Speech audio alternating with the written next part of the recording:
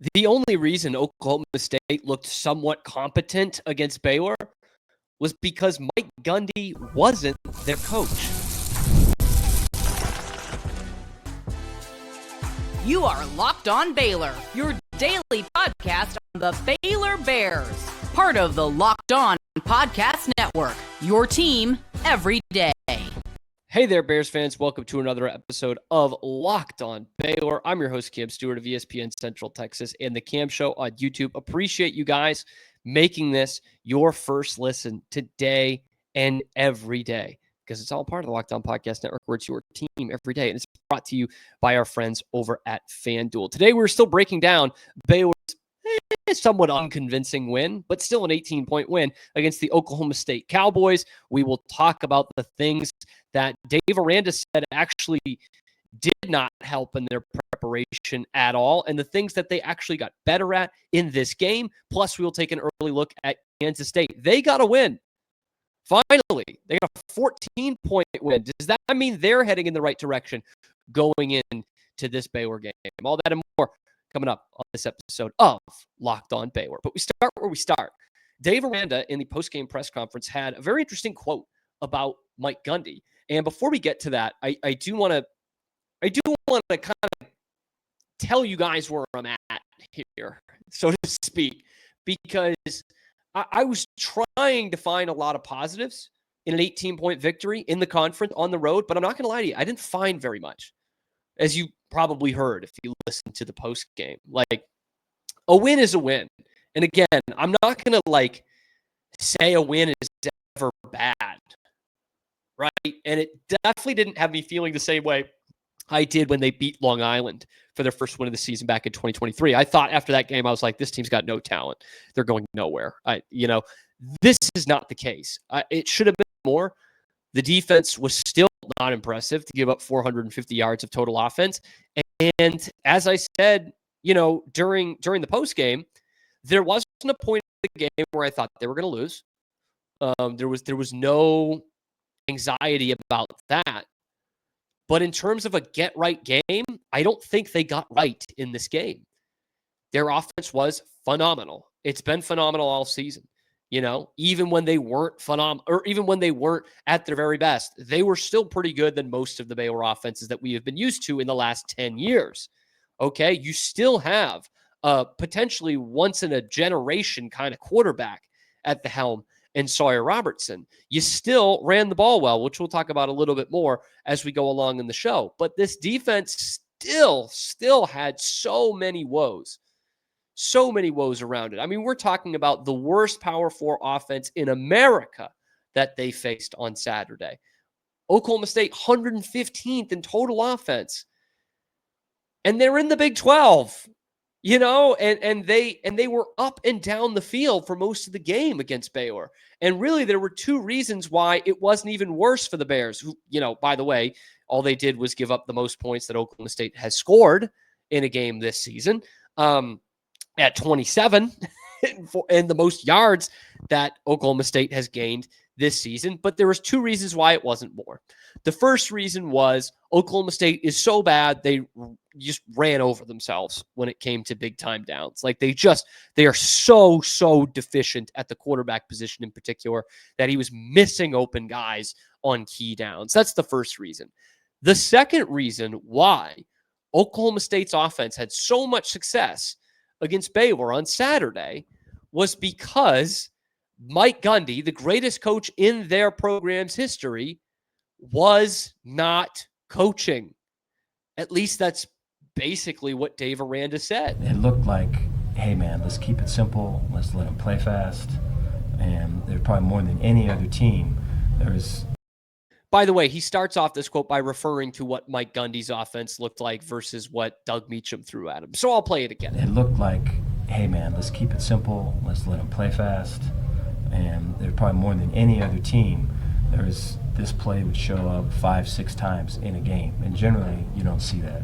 You see it maybe 2 or 3 times, where you watch Oklahoma State film, it would show up 7, 6, 8 times, something like that. And so they were probably the most conservative, kind of, tightly contained thing. And so much like a presidential election, when there's a change, you figure it's going to completely go the opposite. And that was kind of the talk when there was a change, and for sure that's what we got. Look, that's really interesting, okay? Dave Aranda's not going to go out and call out Mike Gundy and basically say that he was running this archaic offense. There's too much respect in the profession for that, and he's too respectful a guy, Dave Aranda, to do that. But with what he said, that's basically what he's getting at. He's saying, we watched the tape of Oklahoma State, and they just have like the playbook the size of an index card. Man, you could fit it all on the back of an index card. Like you just run the same play 8 times in a game like that. That doesn't happen in 2025. It does not happen. And it just goes to show like how much, not just the NIL and the transfer portal stuff, but how much the game on the field had passed by Mike Gundy at the end here. Like seriously. And by saying that, Aranda goes, Doug Meacham gets the playbook. And yeah, there was a lot of trickeration in there, but there was just all of a sudden a lot that we couldn't plan for because it wasn't there on tape. They hadn't done this. They weren't running the same plays 7 times in a game. I think it's really damning without Dave really trying for it to be damning, that just really goes to show how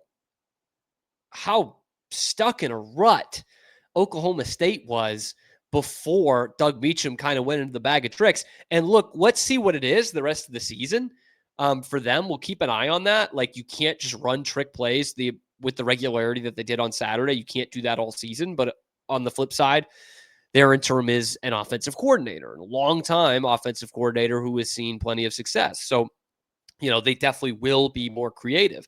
And so it got me to thinking after hearing that, like, is that an excuse? A big topic I've had when talking on the postgame show, when talking about Dave Aranda in general, is excuses.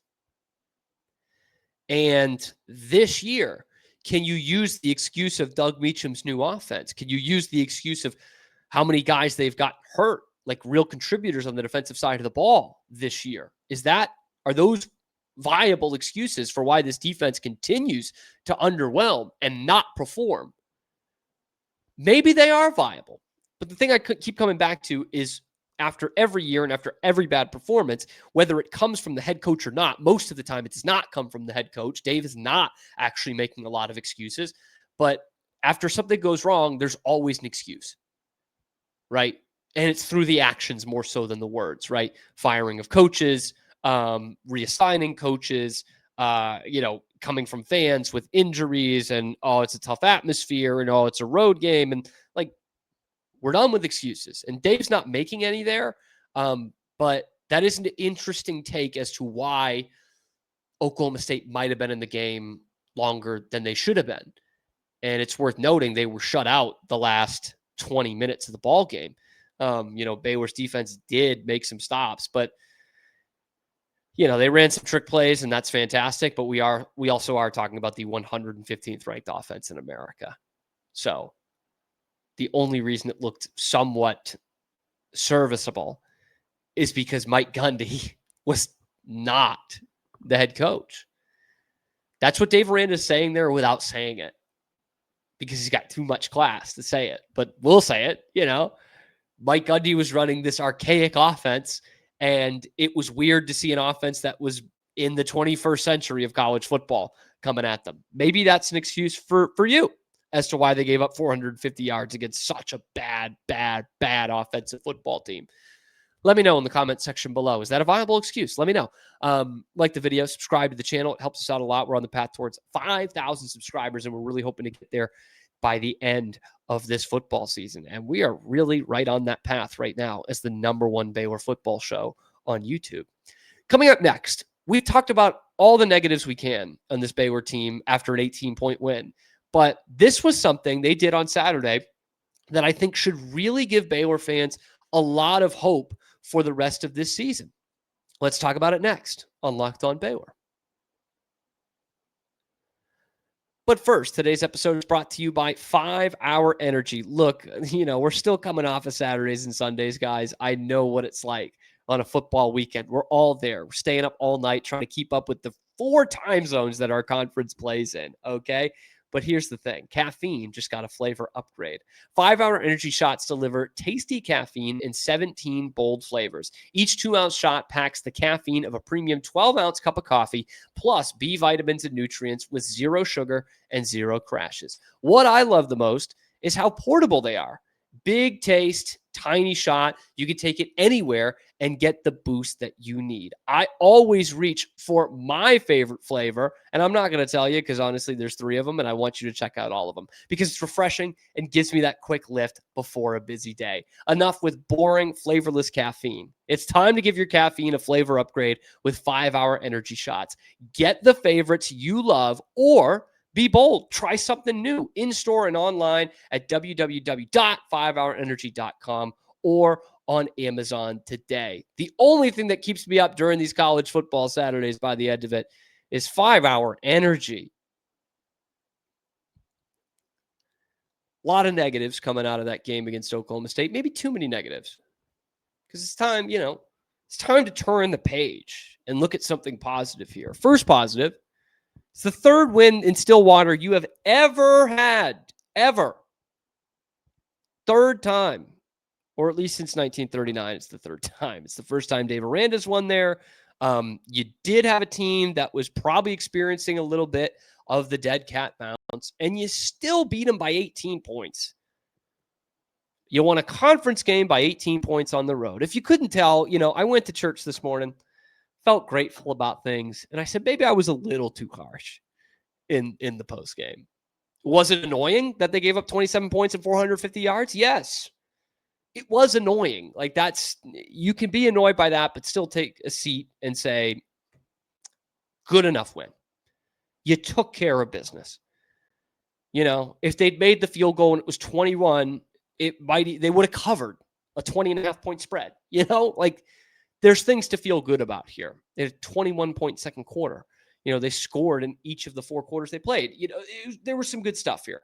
But I think for me, the biggest thing that I think was good for Baylor and was sustainable for Baylor was actually something they did on offense.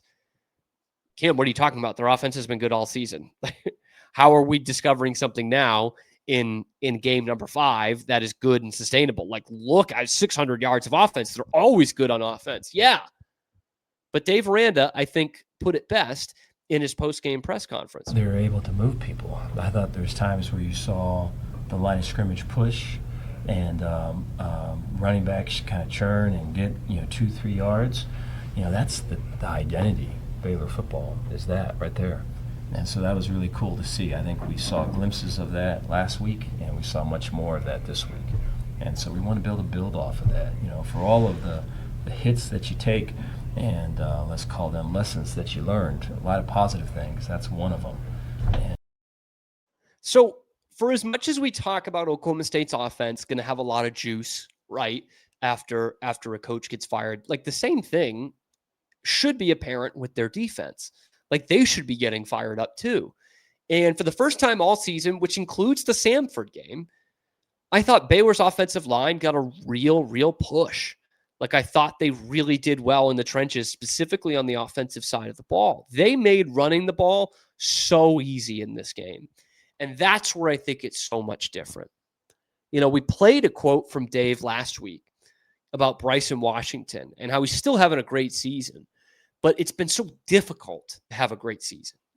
They just have not made it easy on themselves to run the ball. I think his quote was, there's 11 guys out there, and Bryson's got to run through 9 or 10 of them, and that shouldn't necessarily be the case. Against Oklahoma State, it was not the case. Baylor's offensive line really, I thought, dominated a game. Wasn't clean. They still had a couple of penalties. Sidney Fugard, I think, had 3 penalties, and that's annoying. That's obnoxious. But I think when it came down to whistle to whistle without a flag, they really played well. And it was so easy for Baylor to run the ball. And that's why you had a situation where Bryson Washington gets hurt in the second half. We still don't know anything about that injury at the time of this recording. And they were still able to keep up the pace.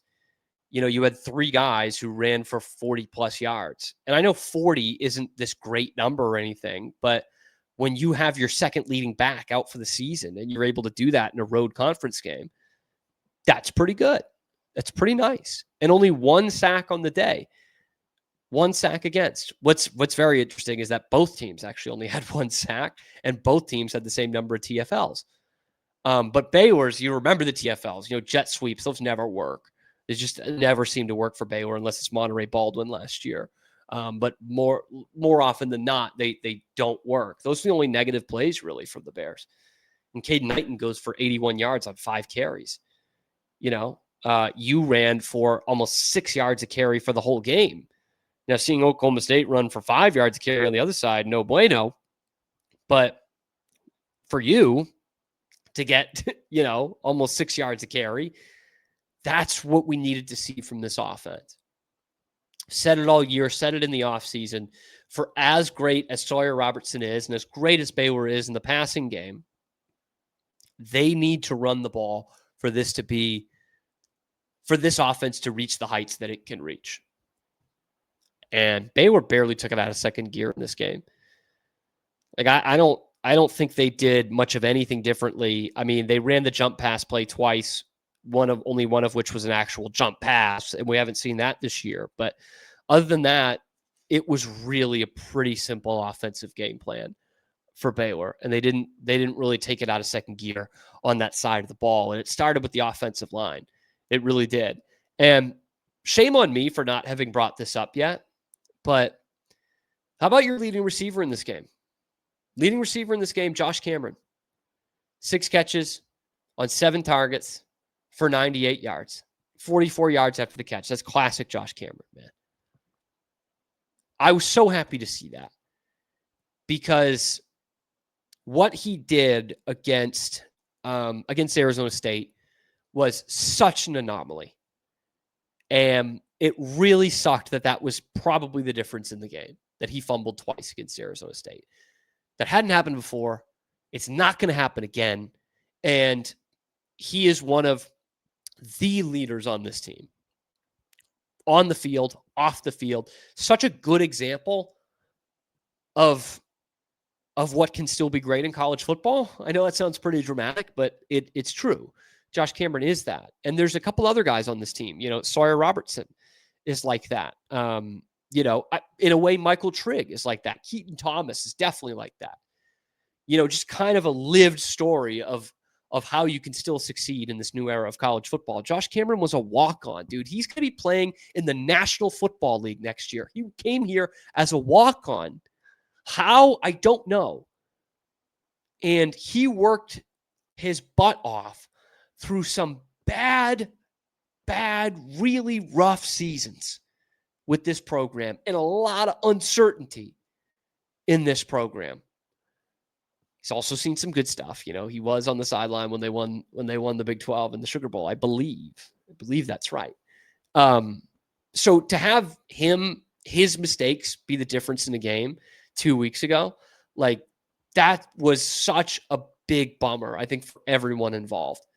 And to see him bounce back a week later, and Dave actually talked about it in the postgame, saying that Josh was like a real emotional leader before that game, was really getting after guys, really pumping people up, like knew it was kind of putting a mission on himself to have a bounce back game. So, Sawyer has a bounce back. Cameron has a bounce back. That's just great stuff to see. Caden Knighton has a bounce back. He did have a fumble in this game, which was tough, but he has a bounce back after, just kind of being a true freshman for a couple of weeks, right? So shout out to those guys, especially Josh Cameron. What a nice bounce back for him, man. And that's the Josh Cameron that we know and we love and we depend on this team. So shouts out. That's a nice bounce back performance. Coming up next, we're going to talk a little bit about Kansas State, okay? Because they had a bounce back performance. They finally won another game, won a conference game. How about that? Does that mean this team that was supposed to win the Big 12 at the beginning of the season is turning a new leaf heading into this Baylor game? Let's talk about it next on Locked On Baylor. Today's episode of Locked On Baylor is brought to you by Quo, formerly known as OpenPhone, one of the tools that helps make a huge difference for business owners. It's the same great business phone system you've heard me talk about before, just with a new name. And here's why it matters. Every missed call is money left on the table. When every customer conversation counts, you need a phone system that gets you connected 24/7. Quo is the #1 business phone system that streamlines customer communications. It works right through an app on your phone or your computer, so no more carrying two phones, trying to be like Adam Schefter, or looking for a landline. Okay? Their built-in AI agent is a game changer. It can answer after-hour calls, capture leads, and keeps businesses moving even when you're off the clock. See why over 90,000 businesses trust Quo, formerly OpenPhone. Get started for free and get 20% off your first 6 months at quo.com/lockedoncollege. That's QUO.com/lockedoncollege. And if you've got existing numbers with another service, Quo will port them over at no extra charge. Quo, no missed calls, no missed customers. Today's episode is also brought to you by FanDuel, the way that I love making money when I'm technically off the clock on the weekends. The NFL season is here. FanDuel has an offer you don't want to miss. Right now, new customers can bet just $5 and get $300 in bonus bets if you win. That's right. You pick a bet, put down $5, and if it hits, you'll unlock $300 in bonus bets to use across the app. It makes watching football even more exciting when you got a little something riding on the action in a game that doesn't have your team and your emotional connection to it. So what are you waiting for? Visit FanDuel.com to download the FanDuel app today and go ahead and get started. Kansas State, they feel good about themselves. Feeling pretty good. They just knocked off an undefeated team. How could you not feel good about yourselves? Well, I mean, UCF might have been the most fraudulent undefeated team in college football. Nothing against them. I mean, you just play the teams that are ahead of you and you won. And I think some people in the Orlando area were starting to think Scott Frost would never lose again as the UCF head coach. First time since 2016 that he lost the bowl game, went undefeated, and continued to go undefeated at Nebraska, I think. I think that's how it went. But Kansas State, they do get the win, 34-20 over UCF. It wasn't always pretty. But they did keep UCF at arm's length. We're talking about a Knights team, a Central Florida team. Oops, sorry, I'm not supposed to call them that. Central Florida team that did not have their starting quarterback for most of this game. He went out. So you talk about a fluke undefeated team that was picked to be one of the last place teams in the conference this year. And they didn't even have their best quarterback out there. And Kansas State beat him. It was nothing really to write home about for Avery Johnson. But considering how this season started for him, maybe it is. Threw a couple touchdowns, no picks, 18 completions for 168 yards. You guys don't need to do the math here. It's less than 7 yards of completion, which is very tough to do. Even tougher is the fact that that was not the worst by a quarterback in this game. David Jackson had 4.8 yards of completion. Just like you thought Mike Gundy ran an archaic offense, Dave Aranda. I mean, what is going on between these two quarterbacks? David Jackson, a QBR of 17 in this game. And that's what Kansas State needed to finally win another game. So they have a 3-point win, 3-point walk-off win, essentially, against an FCS team in North Dakota, albeit a good one. Not the best FCS team in their state, but a good one. And then this 14-point win over an opponent whose quarterback had a 17 quarterback rating. I'm going to go out on a limb. Kansas State's actually got talent on defense. They do. I'm going to go out on a limb, though, and say Sawyer Robertson is going to have a quarterback rating better than 17 in this game, I would say. And this might be Kansas State starting to get right here. But if that is the case, it would just go to highlight how bad they have sucked this year. Because even with this win, where they go for 34 points, they win by 2 scores, like a lot should be going right there. Even with that, they are still bottom 5 in the Big 12 in offense and defense, total offense, total defense, points per game. Only Oklahoma State is in the bottom 5 of both those outside of Kansas State. They're bottom 5 in rushing offense and rushing defense. It's only one other program that's in the bottom 5 of both. You guessed it, Oklahoma State. And what could be the key stat, for Baylor fans this next weekend. They are 15th in the conference, Kansas State, on opponents' fourth down conversions. 68% against them. I'll give you two guesses as to who's worse, but you'll only need one. It's Oklahoma State. So Baylor, who goes for it on fourth down more than almost anybody in the country, with one of the best offenses in America, is going against this team that cannot get off the field on fourth down. And they can't stop a nosebleed defensively if it's on the ground, right? You got the two worst rushing defenses in the conference squaring off against each other in this game. It hopefully means it'll go by a little bit quicker. And we'll talk more about Avery Johnson through the week and how he could absolutely splinter Baylor a little bit. Dual threat quarterbacks, legit dual threat quarterbacks are 2-0 against Baylor this year. Avery Johnson's a legit dual threat, mostly running quarterback, just like Sam Leavitt, just like Jackson Arnold. I mean, dual threat actually might be a bit of a stretch for Jackson Arnold at this point. Terrific runner, though. Terrific runner. So that has not gone well against Baylor this year. But if the Bears can't continue that momentum like they had against Oklahoma State in terms of running the football against Kansas State, then you've got all kinds of questions. All kinds of questions. But anyway, that's our preliminary look at the Kansas State Wildcats. We will have a crossover this week with Christian Rao, one of my absolute favorite hosts on this network, who's doing a heck of a job for Locked On Kansas State. And we will take you into what looked like was going to be one of the biggest games on the Big 12 schedule earlier this year. Not going to be that anymore. ESPN Plus. In fact, my great friend Pete Souza will have the call on that, and we will have Pete, of course, later in the week. Let me know what you think about this Kansas State team. I'm sure a lot of you watched the game on Saturday. Let me know what you think about what went right and what went wrong with Baylor against Oklahoma State. Let me know in the comments section below. And be sure to like and subscribe. Keep the vibes rolling and keep us headed towards 5,000 subscribers by the end of the football season. Before we sign off, though, it's time for trivia, of course. The question from Friday's show. In the 2021 TCU game, because remember we were talking about legendary coaches getting fired and playing Baylor right afterwards, Jerry Kill was the interim head coach after Gary Patterson was canned. But who was TCU's OC during that game who later became a Big 12 head coach? Like later became the most recent Big 12 head coach, and of course had plenty of tie-ins to that Oklahoma State game because their OC was the one and only Doug Meacham. How about that for symmetry? Huh? Maybe the greatest actor who ever lived slipped into our comment section and got that right. If you're listening to Peter Griffin, who holds up a picture to his wife, the greatest actor who ever lived, Mark Harmon, was the one who got it right. Mark Harmon, 18. Is that for real? The old UCLA quarterback, and he's just looking. He probably saw the UCLA episode we did last week, or the segment we did about Dave Aranda possibly going to Mark Harmon's alma mater, and the famous NCIS actor. Famous actor across a lot of different things, probably hopped in and was just intoxicated by how well I do this show.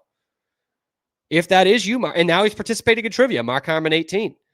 Please make yourself known if that is you. So congratulations to you, first-time winner on that. And now the question to reveal on tomorrow's episode, remember, first one to get it right in the comment section or tweeting at us at Locked On Baylor gets a shout-out. When was the last time Kansas State faced Baylor when the Wildcats had a losing record? Does not happen often, has not happened often in the 21st century anyway, between Bill Snyder and, of course, Chris Kleiman, their current head coach. When was the last time that happened? That Kansas State went into a Baylor matchup when they had a losing record. And what famous Locked On Baylor guest and longtime Locked On Baylor listener actually won the game for the Bears? That's a bonus point. If you let me know in the comments section below or tweet at us at Locked On Baylor, first one to get it right gets the shout out. But you all get a shout out for making this the #1 Baylor football show on YouTube. I appreciate you guys for making it your first listen today and every day. And we will see you tomorrow on another episode of your favorite show, Locked On Baylor.